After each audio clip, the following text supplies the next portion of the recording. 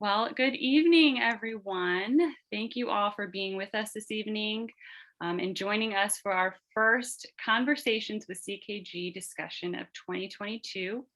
Our topic tonight is From Denial to Navigation, a Mental Health Journey with Grief.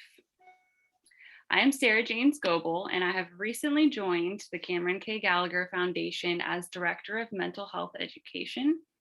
I'm so grateful to be with you all this evening.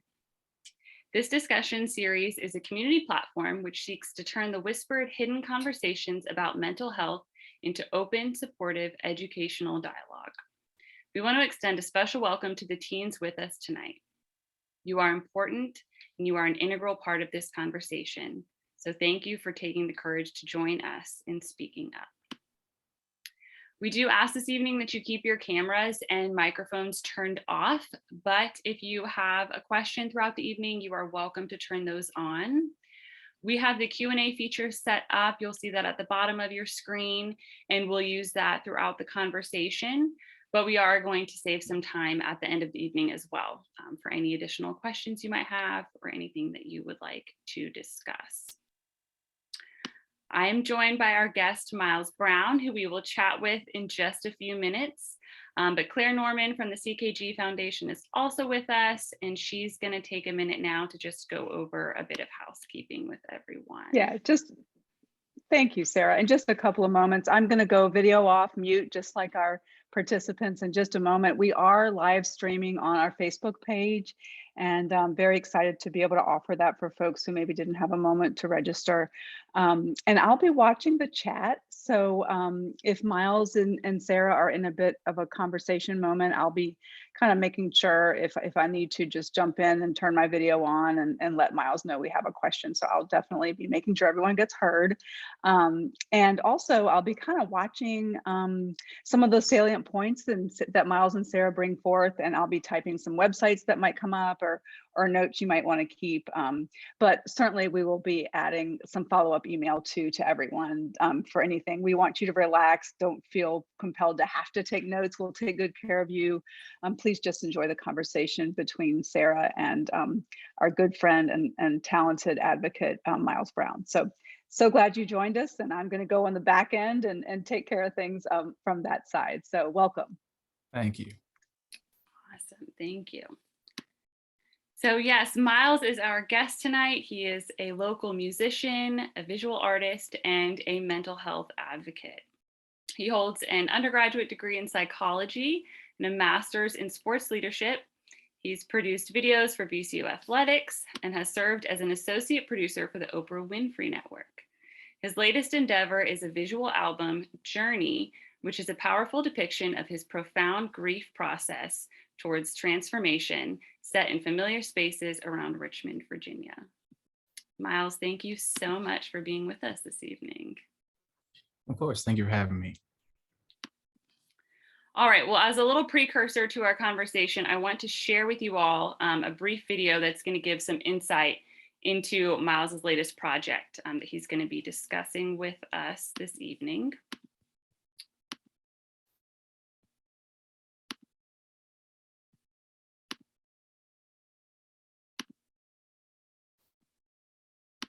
Coping with loss is never easy. This past January, I lost my best friend, and to be completely honest, I didn't know how to process my emotions. But to be able to express how I was feeling, I did so via art, and the medium that I chose was a visual album. Journey focuses on mental health awareness and coping with loss, and using the city of Richmond around us in order to build up the capacity to deal with stressors in our daily lives. Working on this project has been a truly transformative experience for me, because I went from not even being able to talk about the passing of my friend to being extremely vulnerable and showcasing how I truly felt on a big screen for other people to see. And I'm hoping that this vulnerability and transparency will help normalize the grieving process and start the conversation in our community about loss and what we can do to support one another. Journey premieres on January 8th, 2022 at the Bird Theater. I really hope to see you all there, and I hope it has the same impact and changes your lives in a positive manner as it did with mine. So I do want to note that there was a date change.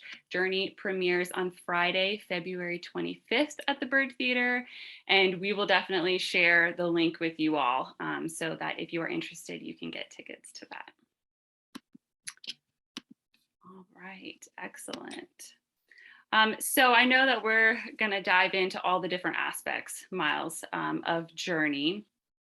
But I want first, if you could share a bit of your background with us, how you really discovered and started using these talents that have played such a critical role in your healing process.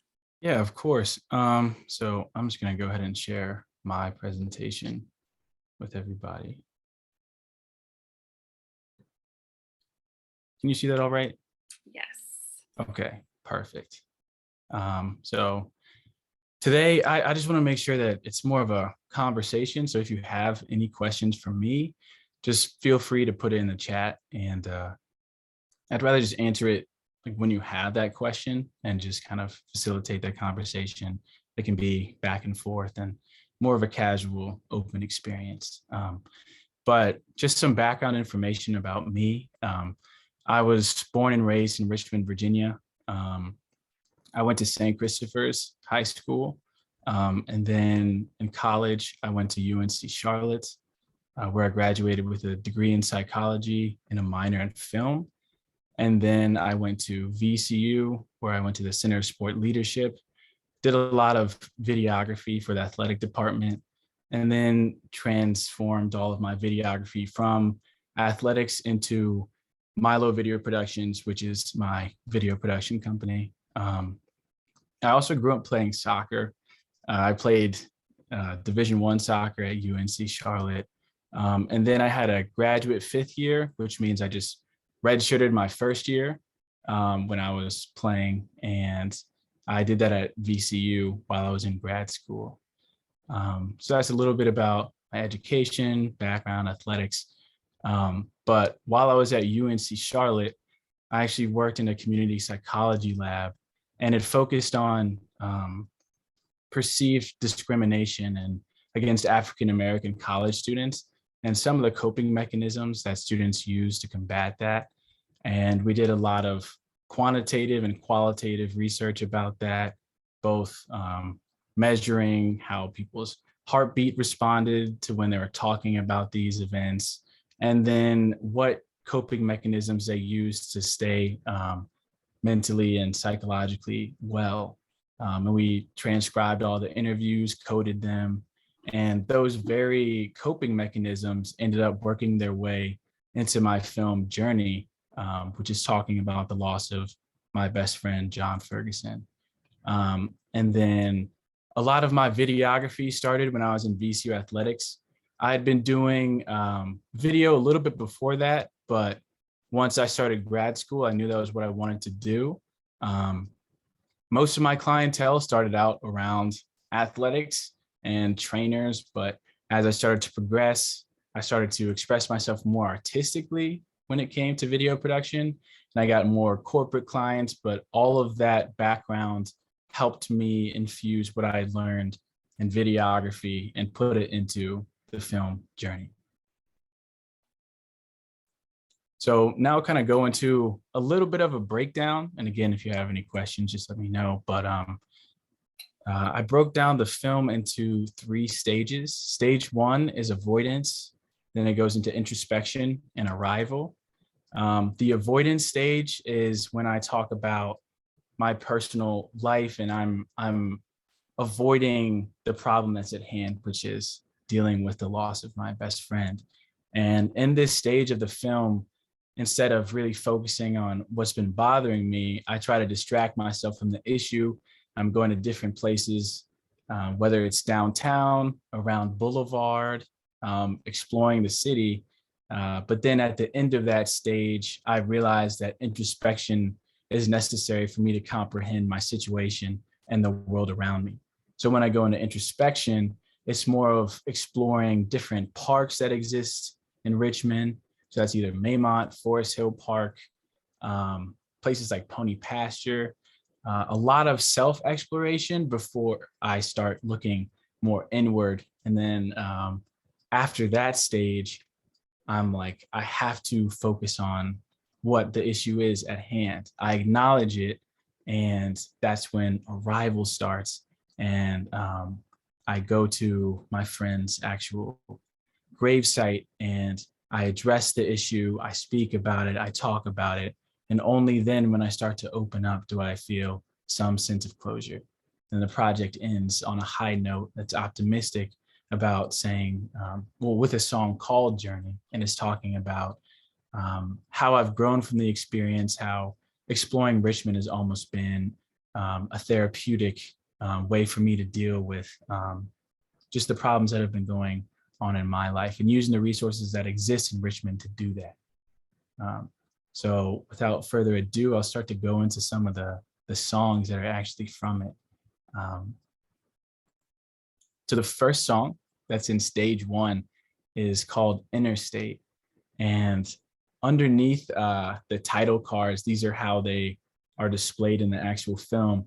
All of these shots are screenshots from footage that's within Journey.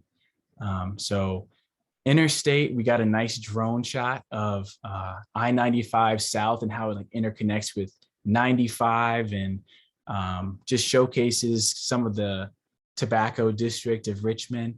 But a lot of the metaphor for Journey is driving through the city. Like, I'm on this journey. Not only is it a emotional and spiritual journey, but I'm physically traveling through Richmond. And I have this quote, which is from the song Interstate, that says, "I be on the road with no destination." And essentially what I'm saying is, I have embarked on this trip. I'm not sure exactly what my final destination is. I'm not sure if I'm going to reach a destination, but I'm not going to stop that or let that stop me from actually starting my journey.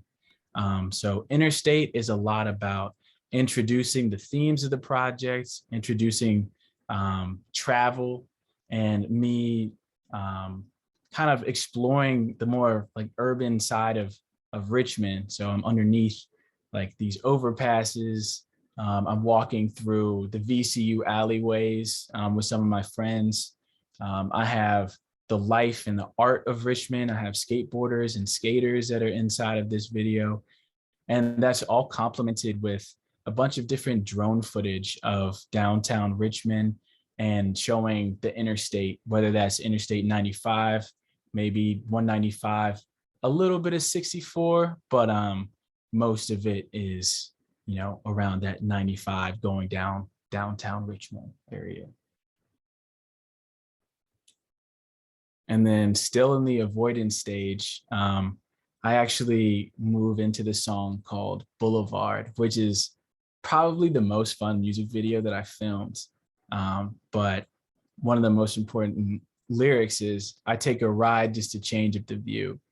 And in this song, I'm going up and down Boulevard and exploring the different spots. I'm going to Movie Land, the Boulevard Burger and Brew, right outside River City Roll in one of these pictures right here. I'm on top of a parking deck with some of my friends. This is actually sports backers right here, because I played soccer at VCU. So, you know, I always have to put the VCU connection in there. And then we have the baseball diamond, which is just a staple in Richmond. Everybody knows pretty much where that's located. And then, of course, I got the Arthur Ashe Boulevard sign. But Boulevard is, again, me still kind of avoiding the issue that's at hand, but I'm trying to see if I can take my mind off the issue at hand by having fun with my friends and just completely ignoring the passing of my friend, and see maybe if I avoid it long enough, I'll feel better. That's definitely not the case, but this initial stage of avoidance is representative of that early mindset that I had.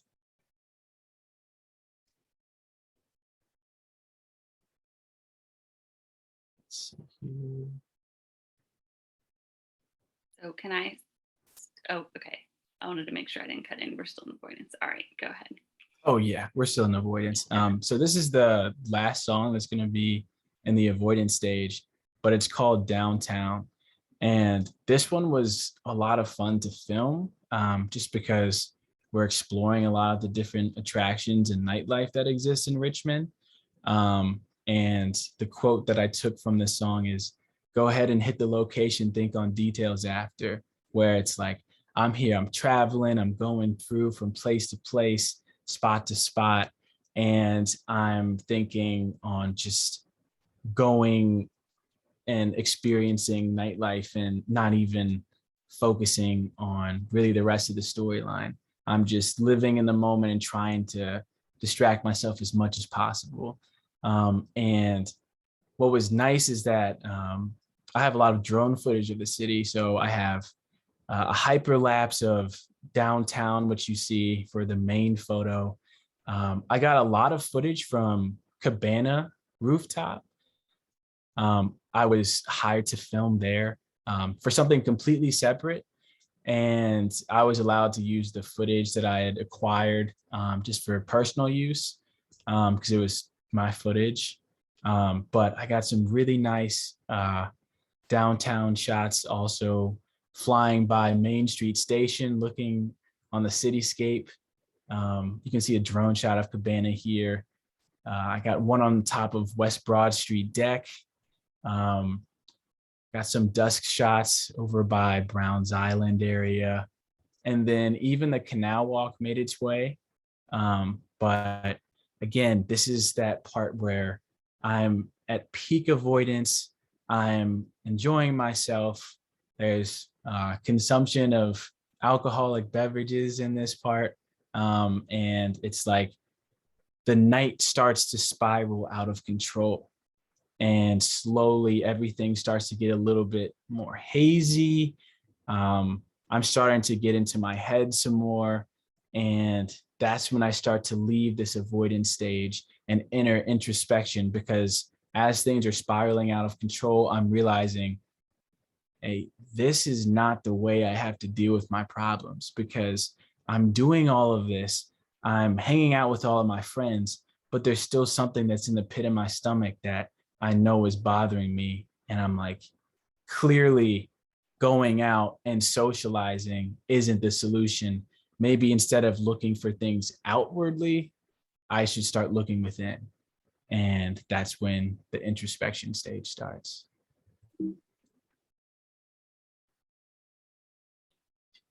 And Sarah, did you have a question before this stage started, or? That's what I was going to ask you, to just touch on what, a specific moment that you experienced, or what really happened that made you kind of, click that light bulb in your head that was like, okay, this avoidance is not working. I'm still feeling this grief inside me, and clearly, something needs to change about exactly. Yeah. And it's this point in the narrative, like I was mentioning, it was that part of me going out and realizing that I still felt terrible, even after this whole day of just like revelry, just having fun with my friends, I thought that would be a healing moment for me, and it just wasn't.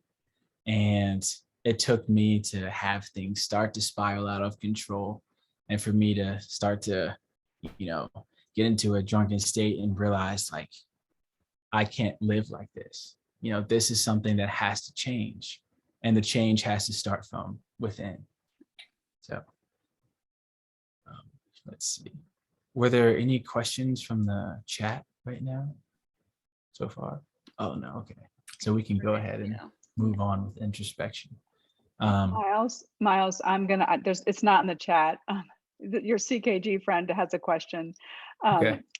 You're talking a lot about, a deeply personal experience and the grief process, and certainly your own experience within this. But I'm wondering, how close your friend feels as you're experiencing your, quote unquote stages of grief, this avoidance, introspection. I mean, are you allowing that personal experience in with you so that you can start from the inside out? Or is this a textbook, you're a psychology major, or is this a textbook kind of psychology move through? How much are you letting your friend in as you go through the process? My friend starts to incrementally start to come in the picture more and more. At the beginning, even in the narrative, there's a subplot kind of where I'm having these conversations. And I don't want to give away too much just because there's a lot that's still left to be unpacked, even through this presentation and in the viewing of the film. But I'm having these conversations with people in between these music videos, and slowly, like, this person, my friends, are allowing me this time to go out and kind of really to watch me fail at dealing with processing grief in this way, so that I can be ready and open in this next introspective stage where I start getting more connected to my emotions and start to connect with John more as I move through and deal with this grief. Stages. I understand. I was also pointing to a question from the chat that was very similar, that at any point in your avoidance, did your mind, go to the thought of his passing? So I feel like you answered that question with that. So thank you for the question. And certainly anyone at any time, if something just pops in, it doesn't have to be profound or even written in proper grammar. If something comes up, please let us know. Right, definitely. So I'll just hop into introspection. And again, if there's a question, just feel free to stop me. But introspection stage is the song called Tools. And you can even see just by how I look in this first graphic, it's pretty blurry, but that's the state that I'm in. I am just coming back from this downtown outing, and I'm now starting to contemplate like this self-evaluation. What is it that I need to do to make sure that I am growing from this process, to feel that connection with John? And one of the best lines, I think, from this song is, I reflect on what I'd been doing in avoidance. And it says, I'm trying to navigate through the whole journey, but I keep on finding myself in the back. And the only way that I can take control of this grief and how I'm feeling is by reflecting. And so the song is called Tolls, but some of the shots that I got actually are of a toll when I was driving underneath it. And then these blue images, there's not really too much to them, but it's just reflecting that how I felt, blue and kind of sad in this moment. This is one of the lowest moments in the project, because I was just realizing how what I was doing wasn't going to work at all. And I just spent this whole day avoiding something when I knew in the back of my mind that I had to face it head on. But so this is like a low point in the project for sure. And then at the very end, in this bottom image in the bottom right, I say this line where it says, my conscience is knocking at the door. I think it's about time that I let him in.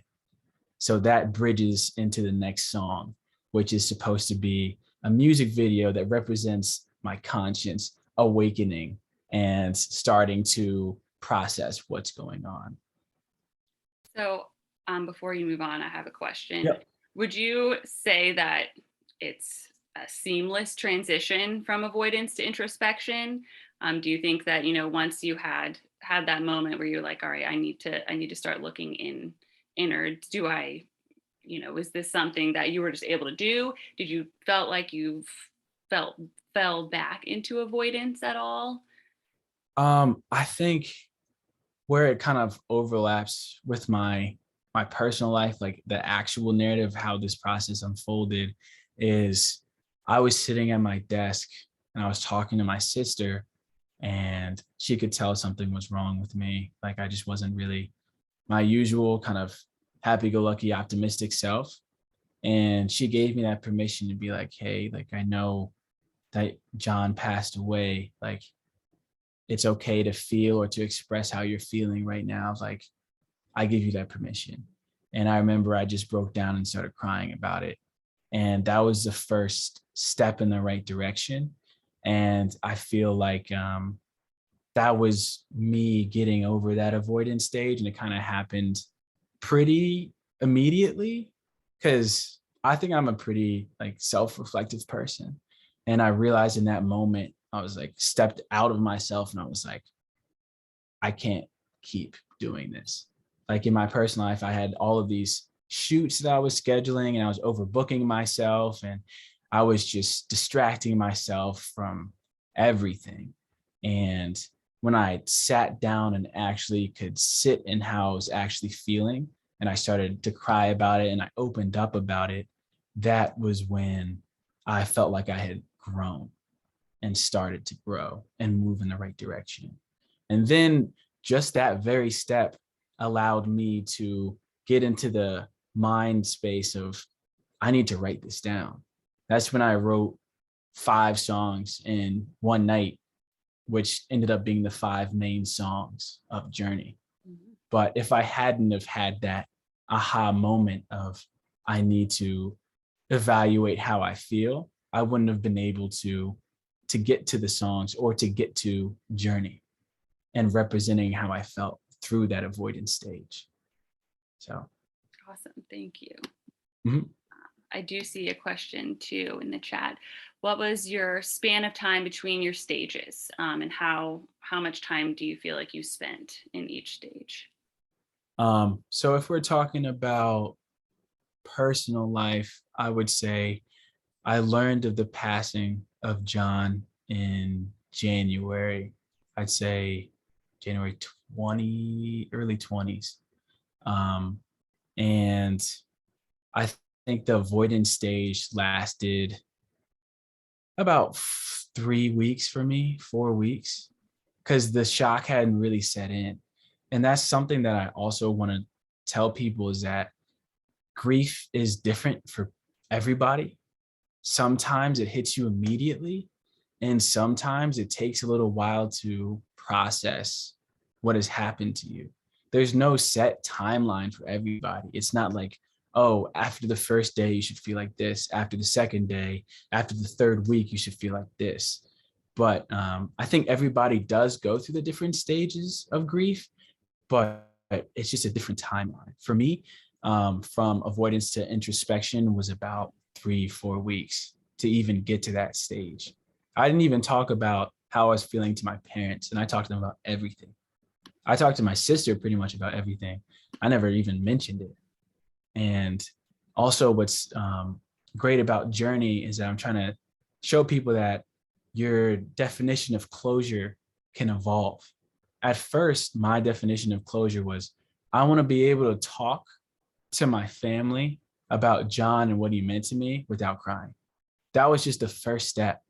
But through an entire year, my concept of closure has now turned to, how do I represent my journey in a way that's digestible for almost everybody so that I can save that next person's life, or I can help someone else who's going through the grieving process and let them know that there are stages and that it's okay to feel very confused at times because this is something new. Like, we don't experience loss all the time, but we're going to experience it at some point in our lives. So if I can give people the tools to deal with that, then my job is done. So, Absolutely. were there any other questions from the chat right now? I think we are good right now. Okay. So this next song is called Kenny G. This one's actually out right now. But this was the first one that I released. And it's in, again, the introspection stage. But this is my subconscious awakening for the first time. And that's me lying down with the title over me, because the first shot is me waking up. But one of the lyrics in this is, I feel like I never got the script to the movie, which is where I'm acknowledging, like, dang, like, I feel really bad right now. Like, this is a low, but I know that these steps are necessary for me to reach a higher point. Like, I have to go through these moments. I have to experience them in order to, like, regain that sense of optimism at the end of the day. And it's so beautiful that we have Maymont in Richmond, because I was able to express the beauty that exists in the struggle through the vegetation, through the waterfalls that are in Maymont, through the koi pond, through the Japanese garden, through the Italian gardens. And I just got all these different lush visuals that showcase like the subject matter in this song is dark at times. Like it starts out late night, spin inside my own room. I'm making moves, feeling trapped inside my own tomb. Life's so impromptu. I make my own tunes, working on myself. Why would you think that I want you? But it's really trying to get into that space of, I'm getting these things off my chest. I'm finally acknowledging I feel these things. Like, you know, I have to get into this right state of mind. And I go into this beautiful place that represents my mind. Like my mind is in this represented as being beautiful. Like I can find so many different positive outlets. And I think that's what Maymont represents, especially water. Like water and journey is huge. The James River is huge. Like when you see the trailer, one of the lines that I say is, there's no particular order in your journey. Each person has their own. And when I do that, I show a drone shot of the James River and all of the water particles just intertwining and moving, just to show that everybody has their own story and we're all in our own journeys, but we don't have to be alone in our journeys because we have community and connections that we make that facilitate that journey.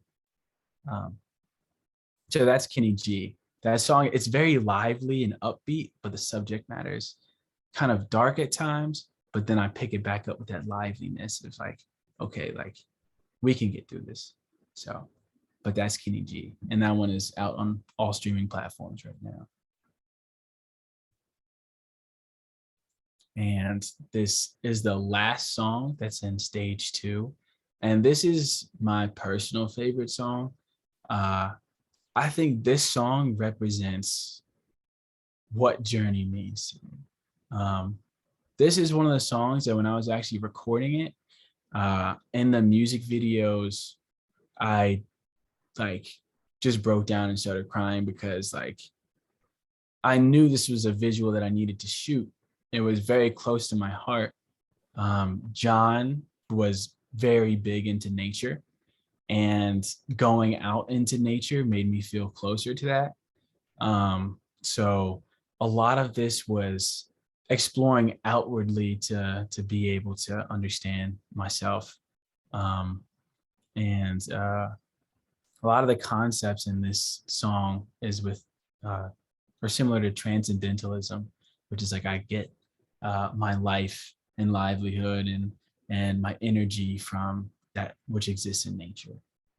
So Cruz is me driving through all of these different districts and locales in Richmond.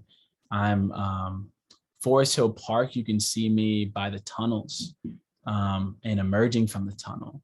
You can see me in pouring down rain.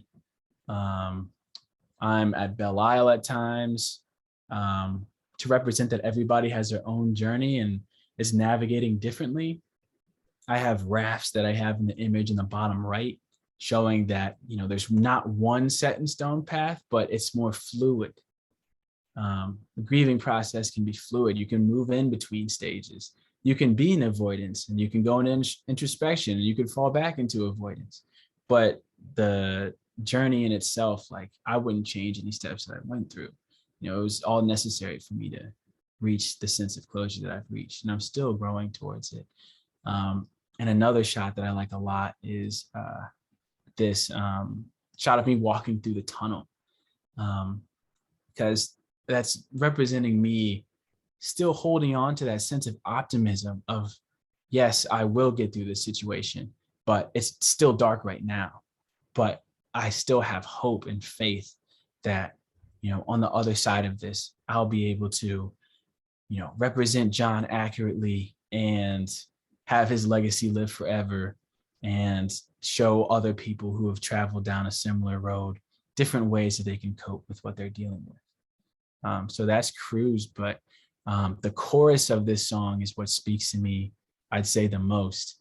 The chorus says, I don't understand, but I'm still standing. I am just a man, but I think that I can manage. And I don't have a plan, but I'm still planning. We all may be damned, but we're managing the damage. And those lines are just talking about how everyone is going through these battles that we have no idea about. And everyone is putting on these fronts and these masks to try to seem like everything is okay, even though that just might not be the actual case. And I go really deep into my subconscious in this song. And I'm like talking about personal experiences where I say, slow it down, tell me why we're always moving fast. I keep my guard up, but they still be seeing through the glass. I used to ride in buses, always out here clowning in the back. I kept my demons to myself. Why are you putting me on blast? I keep my secrets guarded like a cast. All the winners coming first, but I'm gonna make the moment last. Gonna take the gold, fold it up and put it in the trash. Cruising in my whip, 20 on the dash. So like by putting away all these competitions of like, you know, you gotta be this person, you gotta have all of your stuff together, all of these things. I'm like, no, I'm going to go through this slowly and feel all of the emotions that I feel so that I can actually be a part of this process and consciously know like, okay, something is terrible has happened to me and to my friends. But, you know, from this experience, if we really evaluate it, like we can all grow from this and help the next person. So that's why Cruz means so much to me. But even in that picture where you can see me pretty small and I've just emerged from one of the tunnels, it's to represent that there are so many different avenues that I could have taken to reach this sense of closure right here. But this is the one that I took. One journey isn't better than the other. They're just unique. So that's just representative by the tunnels. And I emerged from that to see the light on the other side. Myles, that's so beautiful. Thank you for all of that. I have a question from the chat. Yep, Had you of course. experienced other loss prior to the loss of your friend? And if so, how do you equate your grief from other loss to this particular one? So I lost my aunt, and again, this was when I was in college, still working in that community psychology lab, and I hadn't really made all of the connections between the work that I was doing, how I could apply it to my own life and grief. But my aunt was just like this focal point in our family. Like every gathering we had, she was making the food. She was always the loudest person laughing. And, you know, she would, even when she was sick and going through her cancer treatments, she would make me care packages and send me notes when I was in college. So she meant so much to me. And she passed away my senior year. And again, I guess when I'm grieving, I personally, like, I don't feel it immediately. It's just shock. And I think that lasted, again, about maybe, this might have been like a month and a half, 2 months or so. But from that experience, I wrote probably the deepest song that I've ever written. And the song is called Take Away. And I now understand why I wrote that song, but in the moment I just wrote it. But it's very similar to how I am dealing with the loss of John. Is my form of expression is art, and I always use music as a way to do that. And my background in videography, as I started to get more and more professional, I was able to use audio visual where it wasn't just the music, but now I could represent things with visuals that other people can see and relate to even more. But yeah, that song still like really puts me in my feels because of why I wrote it. But that one's like, take away the fame, take away the drama, take away the blame. I don't want no problem, can't afford the fame. Take away the solemn, like take away the pain, something like that. Just talking about how I want all these things to be taken away, and I don't really know how I'm trying to navigate through that. But the lyrics in that one, I'll definitely have to go back and re-listen to that song now that I mention it. But yeah, I think the most vulnerable songs that I make are the ones that are my best songs. I hope that answers that question. I have a question for you. You talk about like wearing the mask, right? And I feel like that's so important because we work primarily with teens at CKG who are constantly feeling the pressure for everything to be okay, right? And to have everyone around them think that everything is okay. So what might you tell a young person who is grieving, or a bit of advice maybe in regards to that fear of judgment, and letting that get in the way of their healing process? Yeah. I think the most important thing is to express yourself how you express yourself, and explore different ways of how you can do that, and do that to like the best of your ability, and to not worry what other people think, which is that's so hard to say, like even when I was in the middle of the city of Richmond filming a visual album that nobody even knew what it was for. And I was getting all these strange looks, but like, I was like, this is what I need to do. And people don't understand it, but this is going to help me at the end of the day. So I'm just going to do it. And that's the hardest thing, is because society tells us that we have to fit into this box of like, this is the stage. You have to look like this. You have to maintain this facade. But I just want people to know that they can express themselves. Like some people, it's so different. Like it could be woodworking. It could be music. Obviously, that's what I chose. It could be video. It could be working out. It could be reaching out to a friend. It could be playing sports. There's so many different ways to do it. But I'm just trying to highlight a few of the positive ways that I chose, and start to talk with other people, hopefully through more discussions like this, to find what other people do to maintain their balance, and encourage them to maximize that to the best of their ability, and try not to focus on what other people will say. Because at the end of the day, it's your mental health. Like it's your journey, and everyone has their own, but like you have to make sure that you're doing fine. So it's a lot about self-care and taking care of how you are mentally. Absolutely.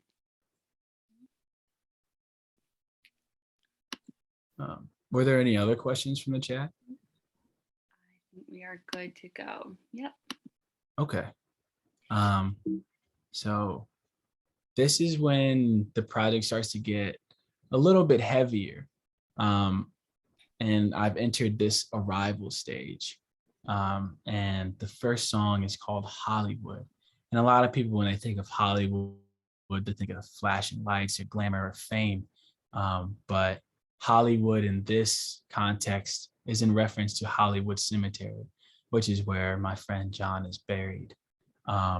So again, I had been exploring all of these different places, but I hadn't actually visited the spot to pay my respect in terms of the film. In real life, I go to my friend's grave a decent amount, and just to feel that connection with him still. But I'd say the most impactful line from this is, I go through this last verse that I actually wrote after John's funeral, which was in early March. And I said, this pain cuts deep and I know I needed a shoulder. I'm working on my vulnerabilities when I'm sober. That's in reference to the whole avoidance stage of me trying to go out and party it away, which didn't work. The journey is more than driving. Your legacy is the motive. I know your life is done, but our friendship is never over. Similar to Evergreen, we could talk about everything. Sitting at your grave and I'm trying to keep my composure. But I'ma let it out. My tears will water the ground. Ironically, opening up has given me the closure. And that's the line that when I wrote that, I was like, this is exactly why I'm doing this project. Like through all of these steps that I'm going through, like that line pretty much sums up everything. ironically, opening up has given me the closure, because they're two almost conflicting concepts. Like when I think closure, obviously I think like kind of, something's like done, it's a period, things like that. But as I start to open up more and be more vulnerable, I start having more of these conversations with other people. And then my definition of closure adapts, and it continues to evolve. And that's what's beautiful about the whole experience of journey, is that my journey is not over. The film is done, but I'm still working through these things all the time, every day. But I feel like I'm better equipped now that I can express and talk with people more openly about how I'm feeling, and then hopefully start that dialogue with other people to be able to do the same. But as far as the visuals for this music video, I thought we needed a setting that really captured Richmond and kind of looked at things more objectively before we went into Hollywood Cemetery. And that's why a lot of the footage is underneath the 14th Street Bridge going into downtown Richmond, the flood wall, me riding in the back seat of my car with the camera mounts off of the front window with my camera mounted on that with like some harness that I bought like off Amazon. And I was like, please work. Like, oh my gosh, I hope this doesn't fall off. And then just different shots where I'm overlooking the city. It's like, I've been through this whole journey already. Like I've gone through this whole city. Like now I'm looking outwards in, like, okay, like I finally see the bigger picture. I see why I went to all these spots. Like I'm now overlooking everything. I'm like, okay, cool. But also me being underneath that bridge is representative that like, this is still weighing on me. And I know the final stop that I need to make is at John's grave. And in the film, we have that conversation that happens there. And then, I grow from that conversation and it puts me in a more positive headspace. And then that leads me into the final song of the project, which is called Journey. And that's the last song in the arrival stage. But in Journey, these are some of the coolest visuals, I think. Like in Hollywood, I was underneath the 14th Street Bridge. The first shot of Journey is me on top of the 14th Street Bridge, where it's like you see the silver Toyota driving towards the city again. But this time it's like a drone shot. And we were able to use Main Street Station for this music video, which is just amazing. Like the shed, I mean, if you look at some of the photos, like it's like this, the space is beautiful. The geometry of it is just amazing. And then we went on the Capitol grounds, which I was like, wow, it's actually really easy to just walk around here. But we have a crew of 3 people. It was me, the main videographer, and then my friend Mike, who helped me develop the storyline and does behind the scenes. So we travel just small groups. And one thing I want to point out is that once I started the introspection stage, there's pretty much no other characters in the film. It's just following me. Like before in the avoidance stage, it was me surrounded by like all these people. Then when it starts to get into my personal journey, it's kind of just me. But in this song, at the beginning of the first verse, I say, I feel like I gained a little clarity. I feel like I'm moving towards hilarity. I ain't feeling awkward when they stare at me, kind of like in reference before, like when I was filming this project. But I just took a journey around my city and the trip seemed to build me up like therapy. And that's just me like bringing the project full circle. Like I now know why I took this journey. It's helping me move in the right direction. And like I am growing from it. I'm continuing to grow from it. And like there are obviously going to be hiccups in the journey where I feel like bad some days, or, like really I feel terrible some days and just don't feel like getting out of bed. But, being able to share this message is a huge reason of why I get out of bed every day, or like go out and film or continue to do behind the scenes or start more about Journey. I won't go into the details because it's more projects coming down the line, but it's a driving force. It's like knowing like this, I finally found an avenue where I know I can make a difference. And I want to continue to build off this momentum and help as many people as I can. And it also helps Richmond too. It's like when you look at the visuals, when you see the final film, it's almost like a Richmond tourism film. Like I'm talking to Visit Virginia about it. The Martin Agency, we're talking about different spaces that it'll fit in order to attract people to the city.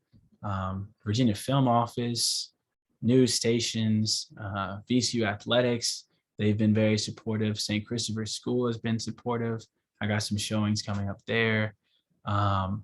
Hopefully I can get the trailer to show on the Jumbotron at VCU for the VCU U of R men's basketball game. That's what we're working on right now. But I just want this message to get out to as many people as possible in Richmond. And it takes place in our hometown. You know, it's like, these are the resources that exist around us and we can all use them. Like, I didn't get any like special permission slips as a videographer to get to these spots. Like, the hardest one was probably Main Street Station, but I just sent an email and was like, hey, can I do a photo shoot in Main Street Station shed? And they were like, yeah, sure. You have like a 1 hour window. I was like, cool. So we got our crew together, just like filmed a video in there and then left. And we're like, okay, like hopefully they don't kick us out while we're clearly not doing a photo shoot. But yeah, like all the spots by the rivers are accessible. I was able to find out that escapism through nature is what I use, and you know, music and film. But that's why I'm always at Browns Island or by Belle Isle, or again, Forest Hill Park, Maymont, Libby Hill, Bryant Park, Three Lakes Park, you name it, I'm in a park. But yeah, that's Myles, pretty much yeah, you've answered a lot of the nuances of a question, but I wonder if there's just one more you could expand upon. Yeah. You know, you mentioned some unhealthy coping strategies that you had early on, but as your journey was starting, before you got to some of the other stages. And you mentioned a discussion with your sister that helped you know that you needed to go inside, but kind of wondering if there were other transitional tools that helped you kind of move and know that what you were doing was unhealthy, or if that was sort of a singular point for you. And in fact, did you have any other unhealthy ways that you were dealing with John's death, and then any other kind of, you know, directionals on your journey that sent you in the introspection space? Yeah, I don't think there were too many other things as far as going in the wrong direction. I think it was like kind of like, you know, I would have, you know, drinks every once in a while, but like I do that socially. And then I was in isolation and I was like, well, what's the bigger meaning of this? Like, why would I need to, you know, like, what is it that I'm trying to not feel or escape from? And that's when I was like, again, I see things very objectively. So when I start a behavior, I'm like, whoa, like, hold up, let's just take a break for a few months and just kind of clear my mind and try to see what's really happening. But I'd say a lot of the transitional moments were me talking to my friends who were going through similar things that I didn't even know about.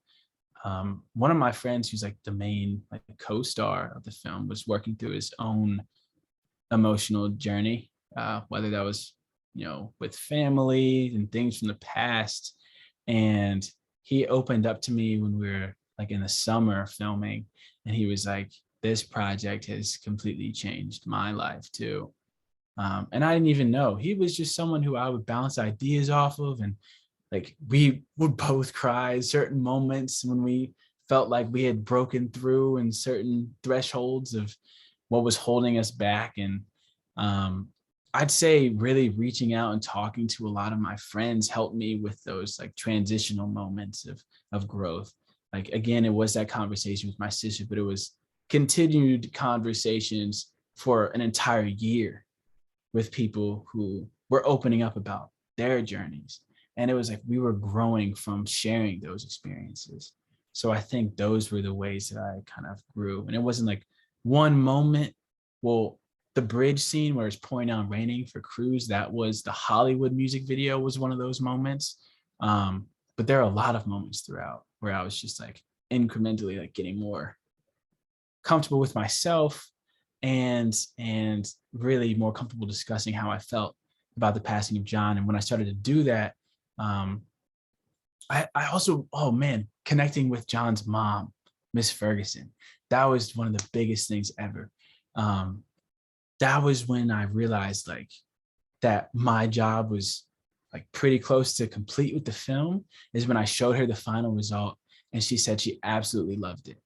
And that was another moment where I broke down. I was just like, that is the best feeling ever.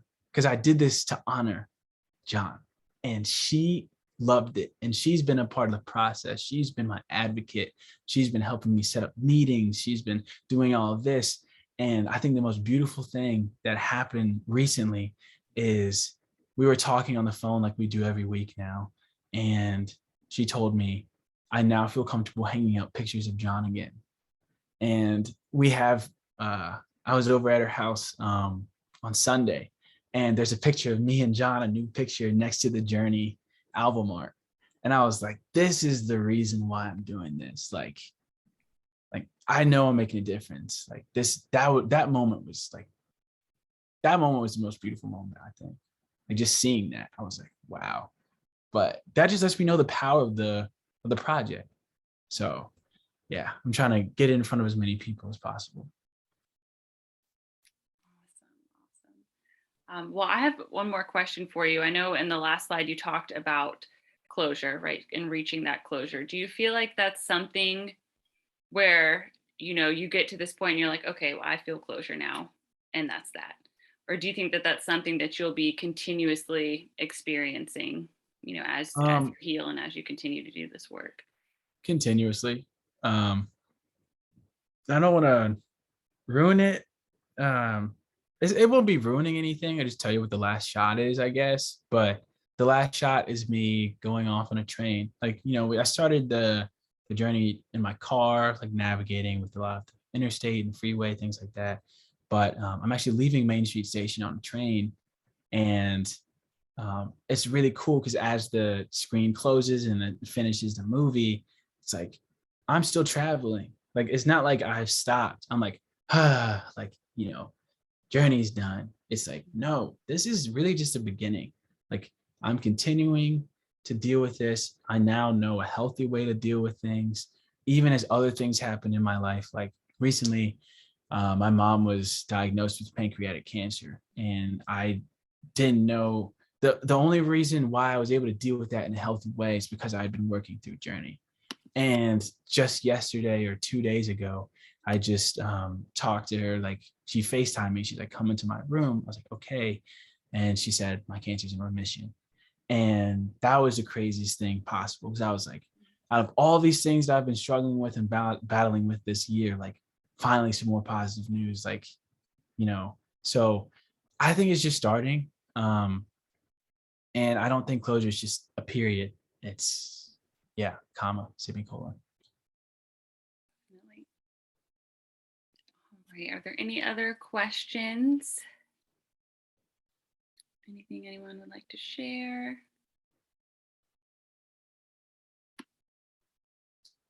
Oh, someone asked if you have thought about speaking at local poetry jams. Is that ever something? I haven't, but I'm open to it. I'm very open to it, because I haven't even done an open mic night, because my music was something that my friends always knew about. And I had started to share it openly on like Spotify and things like that, but I'd never performed it.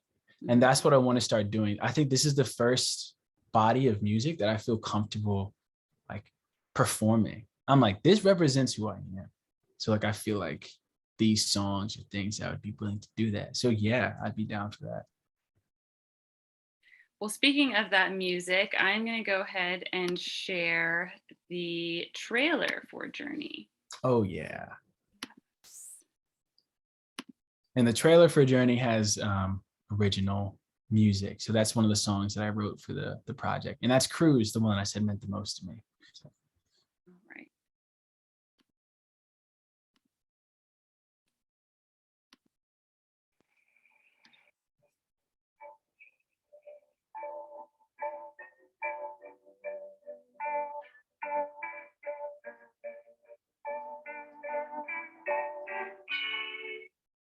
To me, journey is something that's defined by the individual who's actually taking it. There isn't one set in stone path, no particular order, just your narrative. You have the power to control your destiny, and you define the final destination.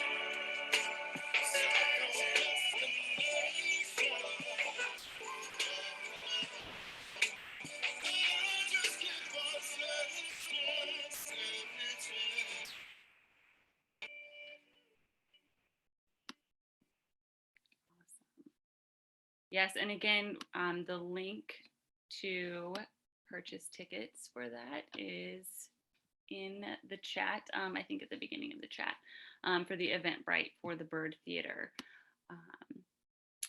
Can people follow you on Facebook or Instagram? You're active on Instagram, right?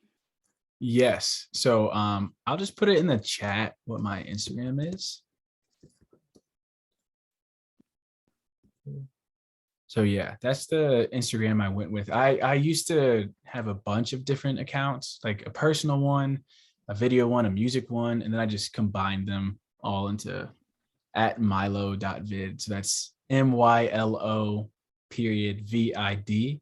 because that's more into the video, and I just felt comfortable sharing all my stuff there in that platform, because everyone who follows me there follows me because of my creativity. So I felt it just represented the stage of my life I was going through. Perfect. All right. Any other questions?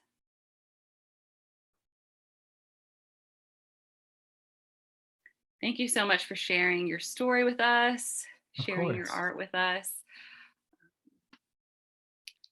If anyone doesn't have any other questions, we will go ahead and wrap up this evening's discussion. Thank you all for being here tonight. I hope that you leave with more tools in your toolbox for supporting the teen in your life. We will have a recording of this event and a list of additional resources posted on ckgconnections.com. And everyone that attended tonight will receive that information in your email as well. Once again, along with the links to listen to Myles's music and to purchase tickets to his premiere on February 25th. We do not have an exact date set for our next conversations with CKG, but it is going to be held in May. We will be partnering with the Cameron Gallagher Resource Center at the Virginia Treatment Center for Children, focusing on mental health awareness. So just keep an eye out for an announcement about that. Thank you, everyone, and have a great evening.